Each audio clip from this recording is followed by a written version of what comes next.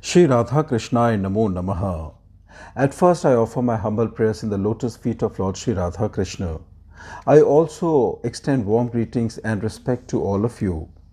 Today, from the scripture UDDHAV GITA, the last message of Lord Shri Krishna, we will be listening chapter 21, where Lord Shri Krishna is instructing his dear friend and devotee UDDHAV about results of evil association, the story of Emperor Pururavas. The holy words from the scripture are as follows.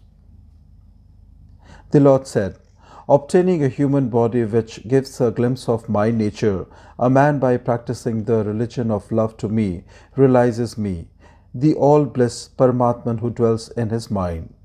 Freed by a steadfastness in knowledge from the subtle body, which consisting of the gunas bring on the limitation of jivahood, a man even though living in a sense world which is but a phantom and unsubstantial appearance is not attached to the unreal sense objects. One should never associate with evil persons who are solely after the satisfaction of their animal instincts. One who follows a single one of them falls into abysmal darkness like a blind follower of the blind.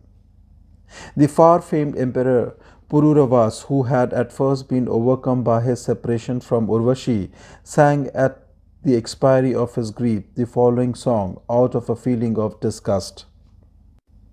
When Urvashi was leaving him, the emperor, beside himself with grief, followed her like a madman, undressed and crying, "My wife, stay, O you cruel one!" With his mind absorbed in Urvashi, he fed his sordid desire, ever unsatisfied, and for years together never knew when the nights came or when they were gone. Puruvara said, "Oh, the extent of my infatuation! My mind was so much polluted by lust.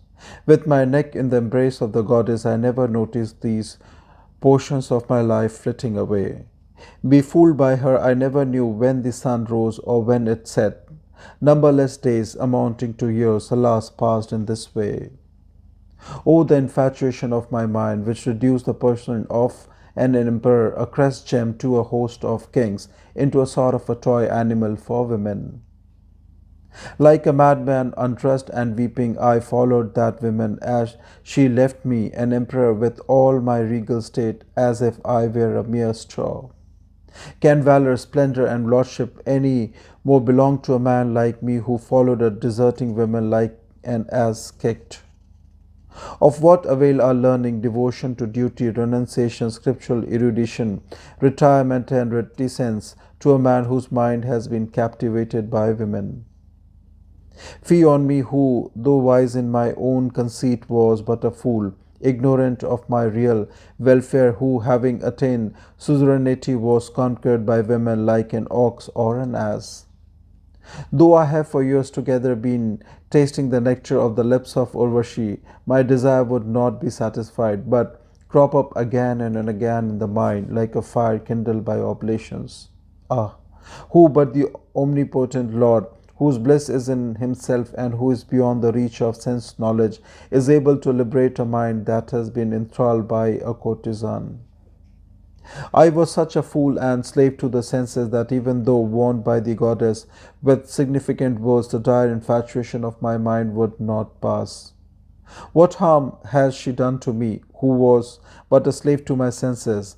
Does a rope hurt a man who, failing to notice its true nature, mistakes it for a snake? Oh, the difference between this dirty body full of foul smell, etc., and unclean and virtues like those of a flower and so forth. This superimposition is simply due to ignorance. Does the body belong to the parents or the wife or the master of fire or dogs and vultures or oneself or the relatives? To a thing which cannot be thus adjudged is impure and has a vile end, people get attached, saying, "Oh, how beautiful is a woman's face, with such a charming nose and lovely smile." What is the difference between those who delight in a mass of skin, flesh, blood, tendon, fat, marrow, bones, and various other filthy things, and so many maggots?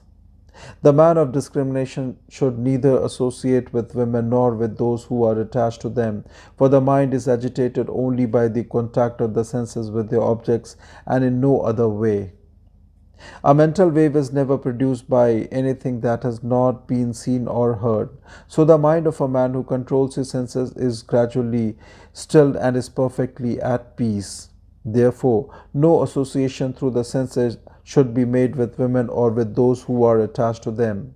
The passions are not to be trusted even by the wise, not to speak of people like me. The Lord said, the singing Puruvaras who shone among the gods as well as among kings gave up the sphere where Urvashi lived, and realizing me, the Atman in himself dispelled his infatuation through that knowledge and attained peace. Therefore, the wise man should shun evil company and associate with the holy. It is the who by their words take away the attachment of the mind. Saints are independent, attached to me, calm, even-minded, have no idea of I or mine, are beyond the pairs of opposite and accepts no gifts. O fortunate one, among these blessed ones there is a constant talk of me, listening to which people are purged of their sins. Those who reverently listen to, chant, and appreciate these talks become attached to me, acquire faith, and attain devotion to me. O pious one, what more remains to be achieved by one who has attained devotion to me, the Brahman of infinite qualities, the bliss and knowledge absolute?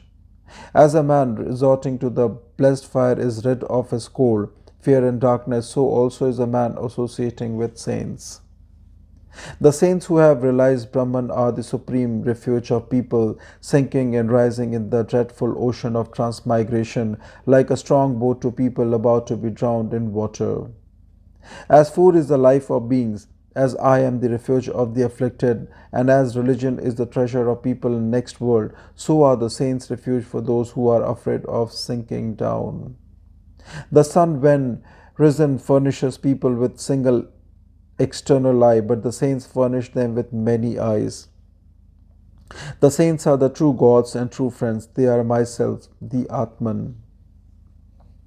Being thus averse to the sphere where Urvashi lived, and aided also by the association of the saints, Puruvaras was free from all attachment and wandered over this earth, taking pleasure in the self alone. Thus concludes chapter 21 from the scripture UDDHAV GITA, the last message of Lord Shri Krishna. Thank you for listening. Shri Radha Krishna Namo Namaha.